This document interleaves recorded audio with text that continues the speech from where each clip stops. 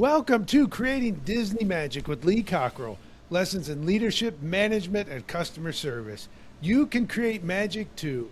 I'm your host, Jody Mayberry, and of course, I'm here with Lee Cockerell, the author of Creating Magic, in my opinion, one of the top 5 business books ever written. How are you doing, Lee? I'm good. Thank you so much for that promotion of my book.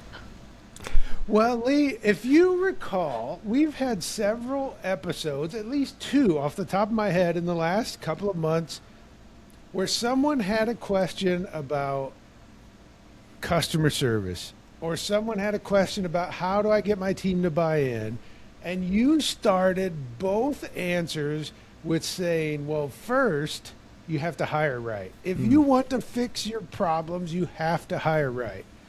That came up enough that I said, okay, let's do something about this. Instead of just talking about you need to hire right, let's bring someone in who can really help us talk more about hiring right. So we have Tim Dyck, the founder of Best Culture Solutions, is here with us to talk about hiring. Welcome to Creating Disney Magic, Tim. Well, it's very good to be here. And it's funny you mentioned the book Creating Magic. It's not a top 5 business book. It is the top business book because I can tell you that's why we're sitting here today. But when I think about my own journey in leadership and business and work and careers and all that stuff, no book has been more impactful than Creating Magic. And we're going to talk about hiring right today. I wouldn't be hiring right if I had not first started with that book. So it's great to be here. So thank you for having me. Thank you. Yeah. Well, I think that is a great point to start. Tim, when I first met Tim, he was a fan of this podcast, and he had reached out here and there over the years. A lot of people do, and that's always great. I was in Walt Disney World with my daughter, and Tim saw that I was, or heard that I was, and said, I'm at Walt Disney World. Can we get together?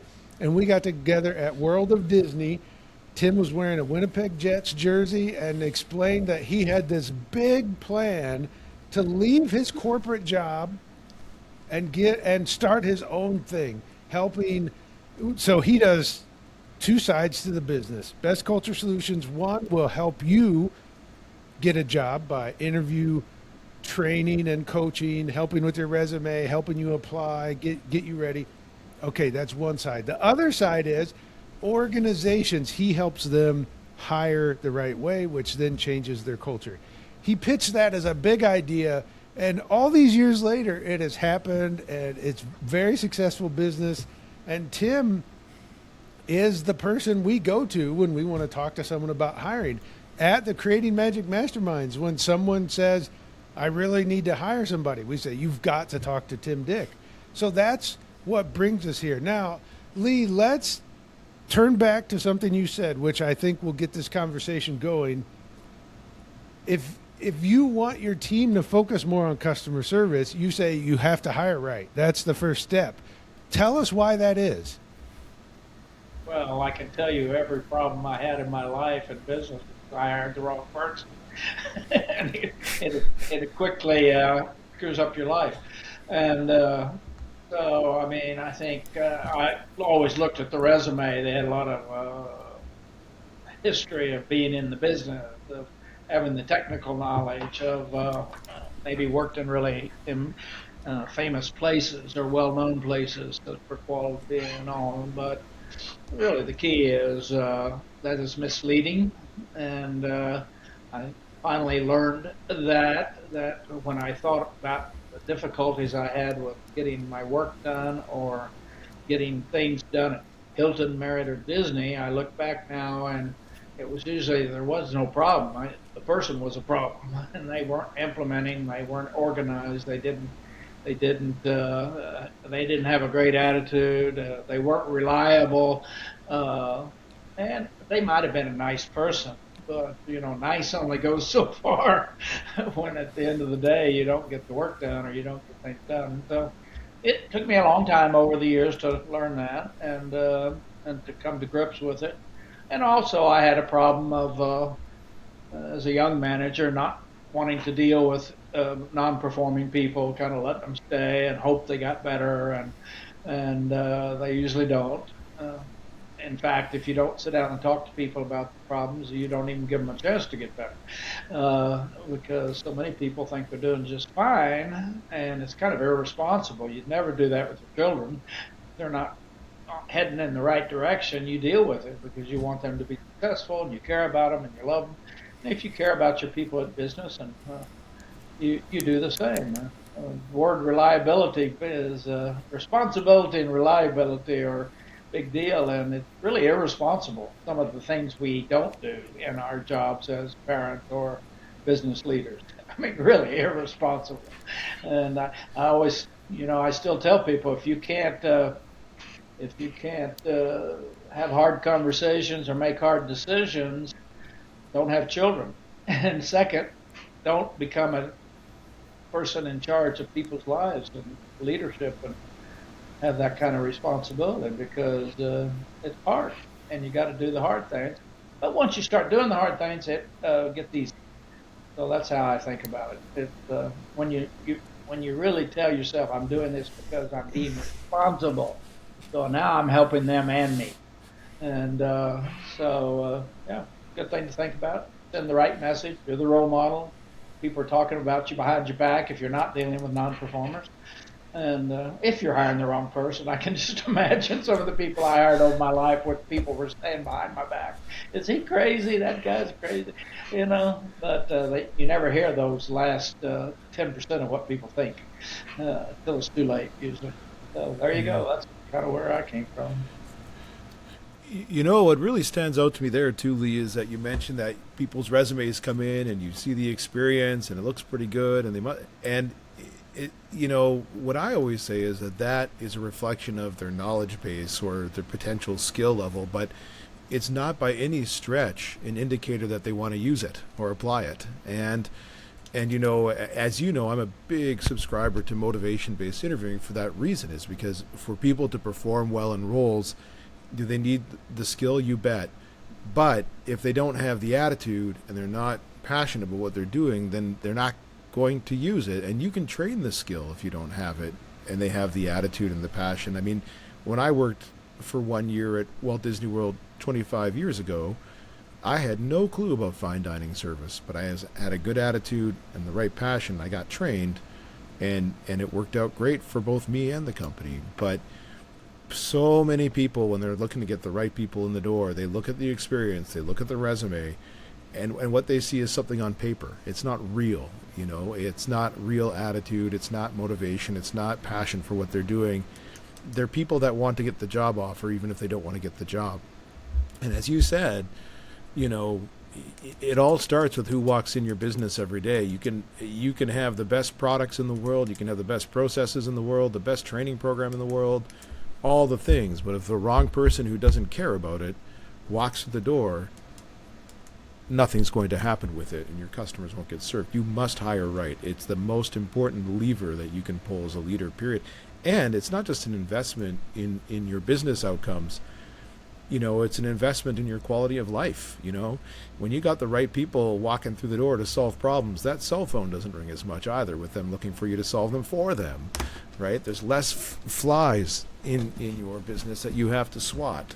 And it's just an investment all around in your personal quality of life and the outcomes for everybody you work with.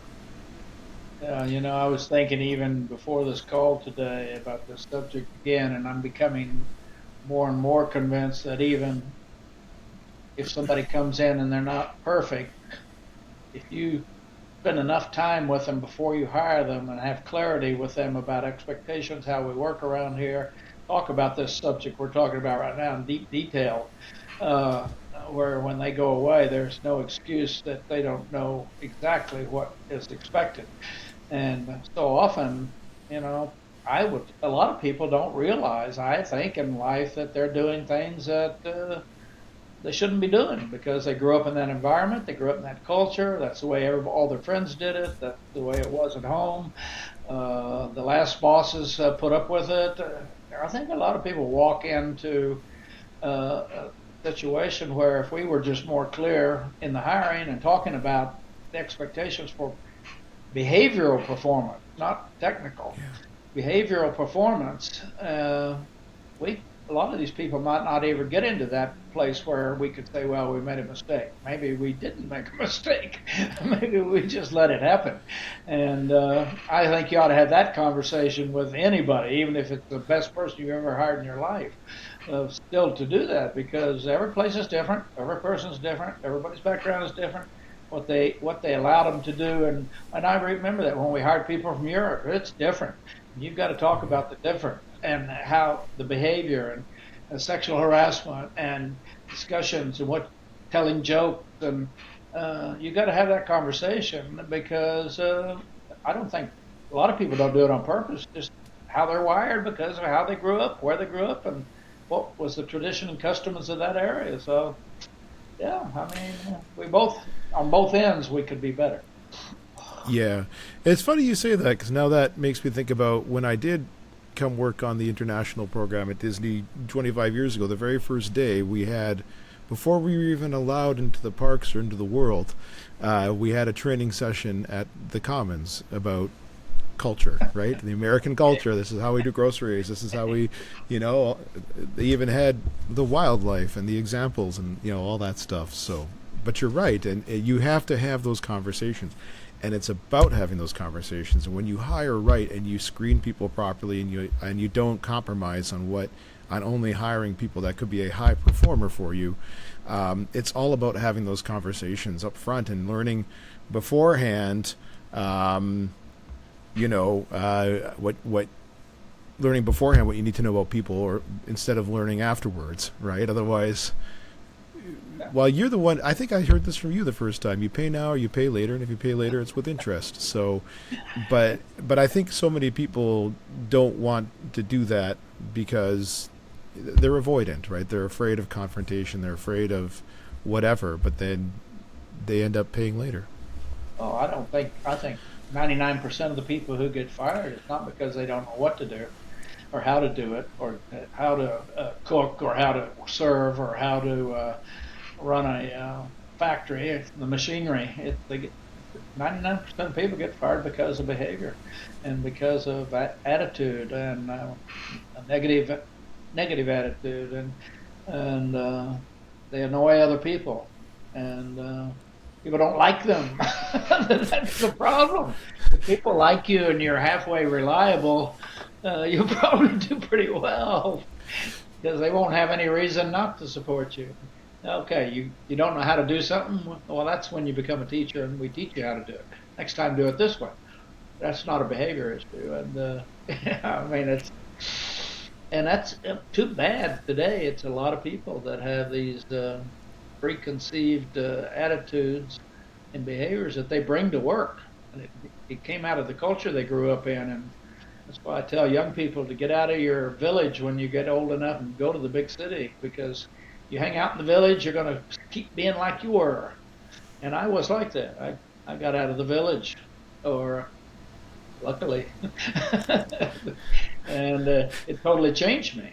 Exposure to other people and the right way to do things. And you're hopefully, if you have a boss too that is a good role model for integrity, and not being a poor role model where you get deeper in trouble. So the work you're doing is important, because maybe the most important thing you do, financially and for your service, for your customers long term, is the cost of hiring and the cost of firing and the cost of damage to customers is, how many people just don't come back and never say anything? I mean, really? They say you always connect with the person in the store before you buy the product, and I think there's something there. I'm sure you see that. Oh, 100%, and you're right. And the other thing too is that like we don't know the cost of those lost customers, because you can't always put your finger on it, but you can kind of put your finger on the cost of turnover in general, and that cost, by the time you hire somebody new, you train them up, the lost productivity, any overtime associated with it, it can cost 30 to 40% of what they would make in a year. And that doesn't include the potential for lost customers. That's just your internal costs that you can somewhat put a finger on. But the reality is that the longer you let people stick around that aren't contributing to that, the worse that cost is going to get. And the longer that you do not break your cycle of not using the right hiring processes or interviewing techniques, the more of that damage you're going to do. And I see people do it all the time. We just need to fill the seat. This is what this is what it's costing me, and they just fill it with somebody without completely oblivious to the fact that they just cost themselves more money when it doesn't work out or in lost customers. And you have to hire right, and you have to have the self-discipline to do it instead of just constantly whacking moles, so to speak, or just trying to fill the seat. The true cost per hire is not just how long it takes to fill the seat. It's the cost to get somebody right. Well, and even today, does anybody even understand this concept, let alone think about it? They just keep hiring, and they don't have this input into their brain that says, okay, I know how to do this now. I've got to be different than I've done in the past, not just another body coming in the door. And you see it every day today in America anyway. I mean, turnover is unbelievable, and the lines get longer because the new employee doesn't know how to do it. They might have a good attitude, and then eventually they get frustrated, they quit, go somewhere. I mean, it's just like, I go for coffee now really early in the morning because by 9 o'clock the line is so long and they're so screwed up behind the coffee counter that sometimes I just go and work there and don't even get a coffee. So I mean, it's sad everywhere you go. Yeah. And that's why it is hard to find people, and that's why too it's so important to find the right people, because if you find them right the first time, your turnover will go down, so those lineups go down, but your reputation gets out there too, because the right people are there and more people want to work there. And it's, even if you can't ever fully supply all the demand that you have from your customers or for labor, you can at least supply it the most if you have a good strategy, and it has a multiplier effect on your reputation and who else wants to work there. And it makes all the difference, really, at the end of the day. Yeah, you just think about what the manager could be doing if he wasn't spending all his time hiring. It could be out with customers, it could be trying to make the product better, it could be, the time spent on this training people once you get them. At Disney, some of the jobs take 3 months for training on the front desk, or you're learning computer systems. Oh, the investment you put in is unbelievable, and we got to love them so they don't leave. That's what I do to my wife. I tell her I love her every day so she doesn't leave. I don't want any turnover here in the house. So, Measuring household turnover as well. There you go. I can't, because it's expensive. My brother was married 4 times, and he threw his wedding ring at me once and said, "Here, you keep it. This thing has become way too expensive, this wedding ring." So I said, "Oh, I get it. Okay." Anyway, it's a great subject, because every problem you have in your life, no matter what it is, will be caused by a person. That's where it'll come from. I don't care what it is. If you track it back far enough, maybe it's your mother. Who knows? But your great-grandfather that taught your parents that, and on and on. We just don't know where that little brain got filled up with. And we need to flush it out and refill it, hopefully in the ways of and excellence. That's about excellence. Everything matters. Yeah, 100%. And it's funny you say that too, because I get lots of questions now, and I'm sure you do too, about people saying, but there's more AI and computers, and doesn't that mitigate against the potential for people problems? And I say absolutely not, because there's still somebody at the back end of that making those decisions. And people will always be involved in some way in everything, and everything will always be a people problem in some way, because that's where it always starts, right? Somebody makes a decision, somebody does something, and so you better make sure you have the right people in those seats making those decisions, regardless of what it is. And you got to hire right. Well, in AI, we say artificial intelligence. Jody and I are working on authentic intelligence, another different AI. Like not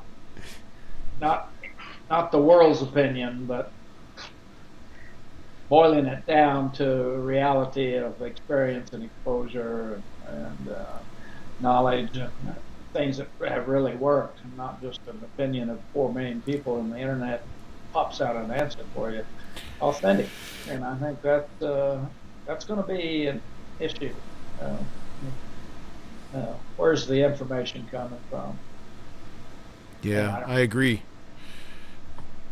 Well, Yeah. Tim and Lee have done a great job of laying out why hiring the right people matters when it comes to serving your customers. And I want to take a moment to plug Tim has a great podcast called World at Work. Lee Cockerell seems to be referenced nearly every episode on that show. So if you have enjoyed Tim as a guest here on Creating Disney Magic, I think you will enjoy World at Work. And Tim, if someone has a question about hiring, or they just think, gosh, this is a nice young man that I want to talk to, how can they get in touch with you? Well, that's nice of you. But first of all, I would point out that podcast has a decent host. But no, they can reach me at bestculturesolutions.com or .ca. My email address is tim@bestculturesolutions.com or .ca. And we're always happy to help and appreciate the opportunity to chat with you both about the importance of hiring right the first time.